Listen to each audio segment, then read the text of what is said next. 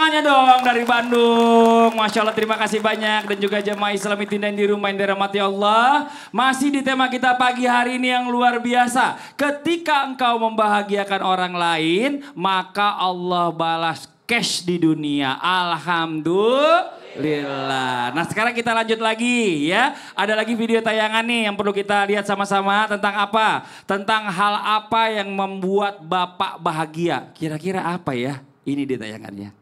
Ini Masya Allah luar biasa. Tepuk tangan dong Bu. Sebagai laki-laki tuh yang paling membahagiakan yang tadi, bener ya Pak ya? Bisa nyekolahin anak sampai lulus, bisa ngebahagiain istri, bisa beliin emas. Seneng banget kita sebagai laki-laki tuh. Cuma kan masalahnya Masya Allah nih, dalam Islam sendiri kita juga perlu tahu nih. Sebenarnya patokan kita telah mampu membahagiakan orang lain itu apa? Apakah hanya dengan bisa kita melihat pasangan kita atau orang lain yang kita bantu ini tersenyum, itu udah puas, udah bisa nolong ternyata kita. Atau bagaimana mohon izin penjelasannya Ustaz Syam. Tepuk tangan buat Ustaz Syam. Sampai kembali guruku Habib Muhammad Ustaz Maulana, Bang Rishad, Bang Fadli, serta guru-guru kami para alim ulama yang dimuliakan Allah Subhanahu wa taala. Al-Qur'an surah At-Taubah ayat 71. A'udzu billahi minasy syaithanir rajim.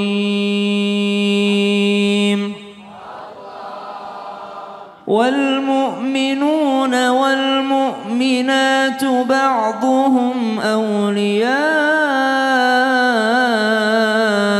ba'd. يأمرون بالمعروف وينهون عن المنكر ويقيمون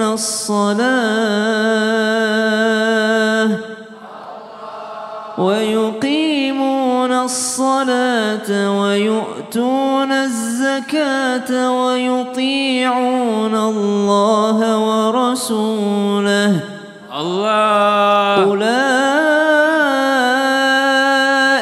سيرحمهم الله إن الله عزيز حكيم. Allah.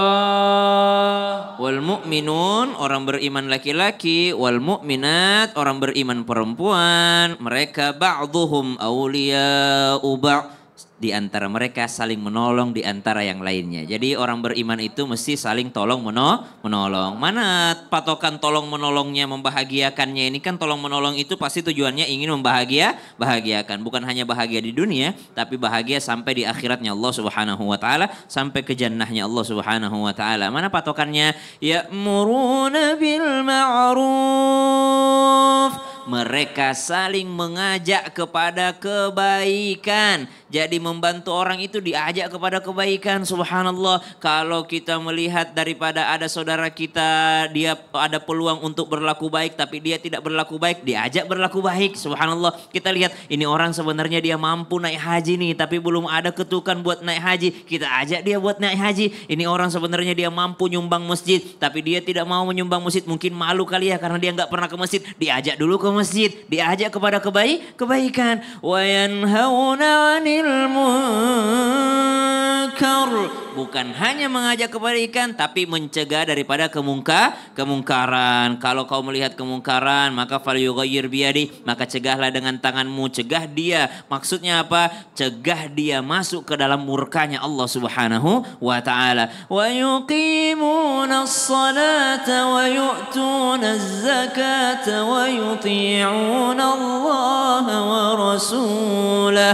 Mengerjakan, mendirikan salat, menunaikan zakat dan taat kepada Allah dan Rasulnya. Ulaika sayarhamuhumullah. Mereka lah yang dapat kasih sayang dari Allah Subhanahu wa taala. Jadi kalau dikatakan patokan membahagiakan itu apa sih? Patokan membahagiakan membuat saudara kita berterima kasih bukan hanya di dunia, tapi dia berterima kasih sampai ke akhirat. Masya Allah, itu gak gampang itu. Berarti banyak banget itu yang dibahagiain. Banyak juga. Sampai di akhirat dibawa-bawa soalnya. Jangan cuma mikirin dunianya saudara kita, tapi pikirin juga akhiratnya. Makasih banyak Ustaz Syam. Tepuk tangan Ustaz. Ustadz Syam.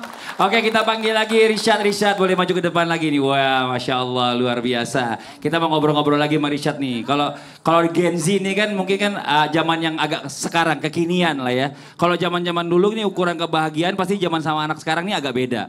Zaman dulu mungkin waktu saya masih ABG, waktu saya masih umur 20-an awal-awal gitu. Kebahagiaan itu adalah pada saat semua yang saya mau itu bisa saya beli.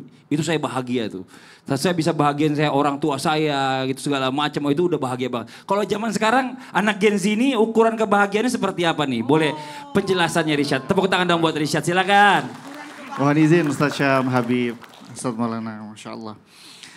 Masya Allah ya, kalau kita berbicara tentang kebahagiaannya anak-anak Gen Z, tentu bahagianya anak Gen Z itu memang benar-benar beragam. Yang penting yang kita ketahui adalah bagaimana kita bisa membagi kebahagiaan. Karena kalau Gen Z itu dibilang bahagia, sebenarnya mereka bahagia. Tapi bahagia mungkin dunia saja. Dengan mungkin mereka mengikuti tren-tren yang ada di TikTok. Misalnya mereka tiba-tiba ikut seperti tren-tren yang mungkin lagi viral kayak velocity. Tapi yang aneh tuh jangan sampai mereka tuh velocity di jalanan ya. Karena ada Bang Fadli orang yang mereka itu tiba-tiba anak-anak muda nih Gen Z, dia ikut kayak tren-tren velocity tapi dia di jalan. Oh, di jalan. Iya, ada kan begitu. Jadi tiba-tiba dia joget-joget lah. Mereka bahagia melakukan hal itu. Cuman yang perlu kita ketahui adalah itu adalah kebahagiaan dunia saja. Yang perlu kita sebagai muslim terutama adalah kita bisa membagi ukuran kebahagiaan itu dengan kebahagiaan yang hakiki. Apa itu? Adalah kebahagiaan akhirat. Jadi bahagia itu ada dua, kebahagiaan dunia dan juga kebahagiaan akhirat.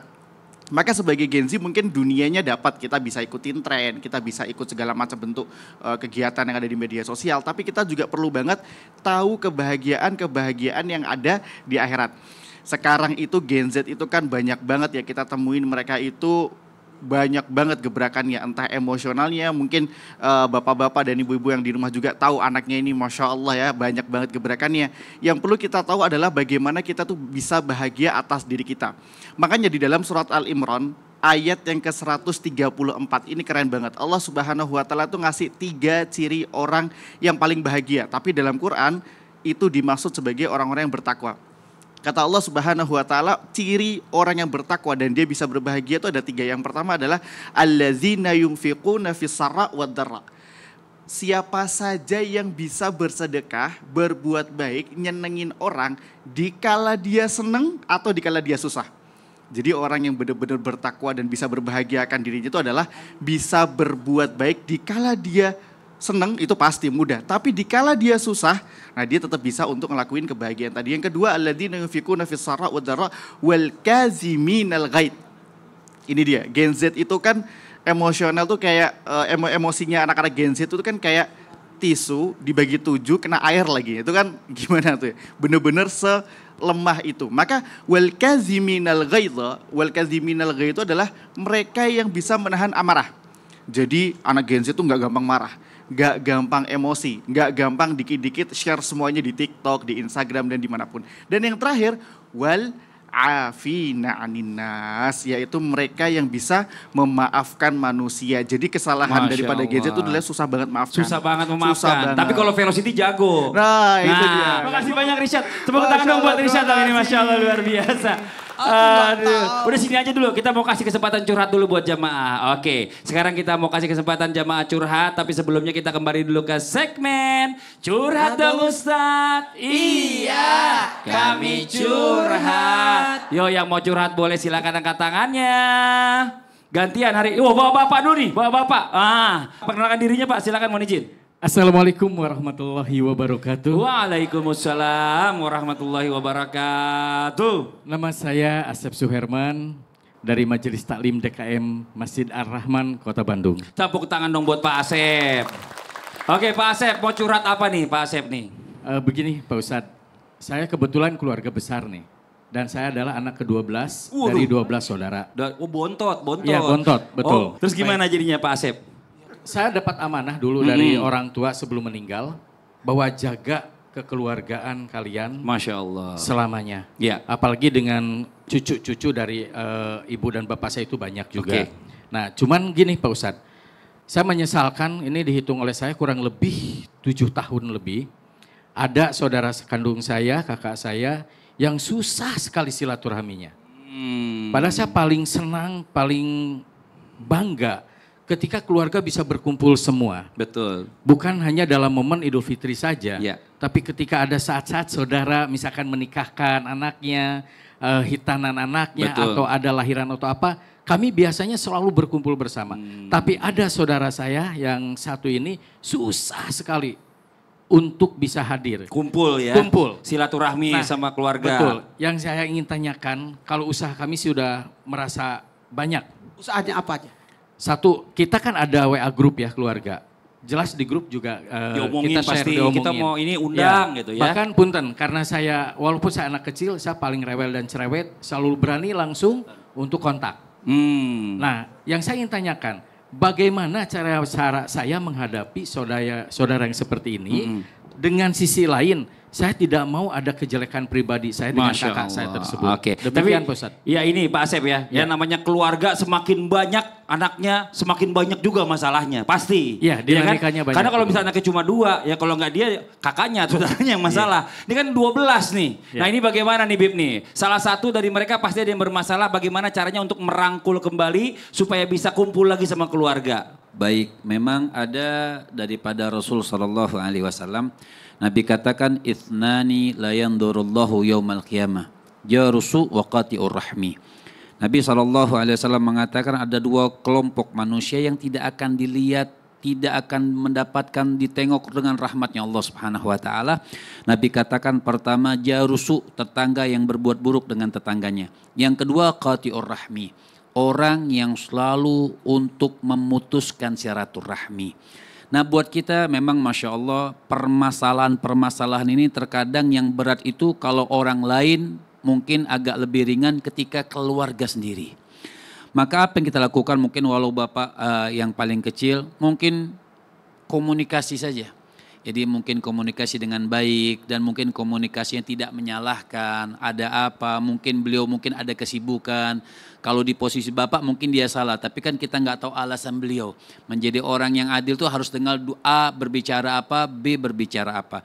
Intinya bagaimana komunikasi dengan yang baik, yang bagus, dengan akhlak, apalagi itu kakak kan kita paling kecil. Ucapkan dulu saya minta maaf kalau memang keluarga ada salah, sebenarnya ada apa, kok jarang silaturahmi. Mungkin harus saya sibuk atau mungkin subhanallah saya nggak punya ongkos. Misalnya kan kita nggak ada yang tahu permasalahan orang. Mungkin bukan sebab dia menjauh, mungkin agak minder. Jadi apa yang harus kita lakukan? Pertama yang kita timbulkan dulu dalam diri kita tuh husnudzon. Yaitu baik sangka dulu, kenapa dia nggak mau silaturahmi. Jadi jangan mengejas bahwa dia udah salah, menjauhkan diri, mungkin gara-gara dia banyak uang, tidak. Jadi setiap sesuatu tuh komunikasi yang bagus dulu, baru nanti kita ngobrol apa permasalahan dan dicari solusi untuk permasalahan tersebut. Oke, Ustadz Maulana izin, Ustadz Maulana. Boleh nggak seandainya dari 11 saudara yang lainnya datang ke rumahnya dia ngumpul gitu bareng-bareng? Itu jawaban saya. Oh nanti. gitu. Ya udah jawab Anda deh kalau udah gitu ngambil deh. duluan Oh itu. enggak, saya kan cuma mau nyarankan aja, boleh nggak? Jawaban saya diambil. Jadi ada 3 yang dilakukan. Yang pertama tahadu tahabu. Saling mengadiai. Adiai dia. Mungkin karena gini. Pemberian itu bukan besar kecilnya. Tapi bentuk perhatian sebenarnya. Jadi ada baiknya kita selalu berhadiah. Memberi hadiah bingkisan kepadanya. Itu yang pertama. Kemudian yang kedua. Kasih tugas. Kita bikin acara reuni. Dia ketua panitianya. Pasti dia datang itu. Iya. Karena dia ketua panitia. Soalnya dia nggak jawab WA-nya. Nggak apa-apa, kita datangi, engkau diangkat jadi ketua panitia. Oh. Pasti datang. Benar kan? Betul, Selama ini jadi anggota mulu. Mungkin dia jangan mau jadi ketua. Dan yang ketiga, betul kata Mas Fadli. Keluarganya bikin acara, dia jadi tuan rumah. Dia datang tuan rumah. Jadi kadangkala ada orang tidak suka datangi orang. Tapi dia suka kalau didatangi. Kayak saya, maaf ya, saya itu 13 bersaudara. Dan saya adalah tempat orang pada datang ngumpul. Mulai datang. Bapak 12 ya? Saya 13. Iya. Jadi Masih kalah saya. ya. Kalah Pak. Jadi Jadi kalau nggak pernah menang Pak, kalah mulu kita. jadi semua keluarga pada datang ke saya. Karena kenapa? Karena orang tahu kalau saya itu kan nggak mungkin bisa mendatangi orang satu-satu. Jadi saya kumpulkan satu tempat supaya kita ketemu. Makanya ada namanya halal bihalal, ada nama. Tapi bagus tuh acara kawinan. Jadi kan dia ketua panitia pernikahan. jadi seperti itu. Adapun akan menikah jadi seperti itu. Oke? Oke, terima kasih. Iya, Ustaz. atur nuhun Baik. Pak Asep, sini dulu aja jangan Sami-sami, kemana-mana. ya. Mudah-mudahan bisa menjadi solusi apa yang disampaikan tadi guru-guru kita. Baik. Oke, buat jamaah yang di rumah jangan kemana-mana. Setelah ini kita lanjutkan lagi pembahasan kita tentang ketika engkau membahagiakan orang lain, maka Allah balas cash di dunia. Tetap di Islam itu indah. Jamaah, oh jamaah, alhamdulillah.